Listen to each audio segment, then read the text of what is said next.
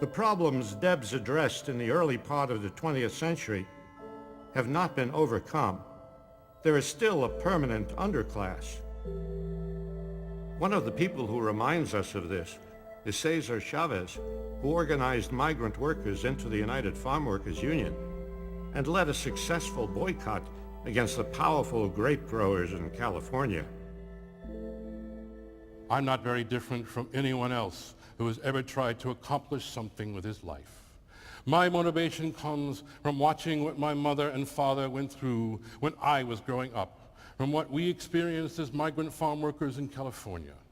It grew from anger and rage, emotions I felt 40 years ago when people of my color were denied the right to see a movie or eat at a restaurant in many parts of California.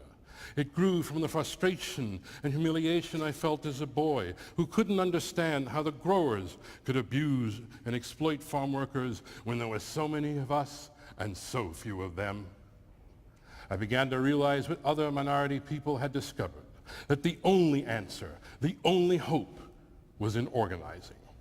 Like the other immigrant groups, the day will come when we win the economic and political rewards which are in keeping with our numbers in society. The day will come when the politicians do the right thing by our people out of political necessity and not out of charity or idealism. That day may not come this year. That day may not come during this decade, but it will come.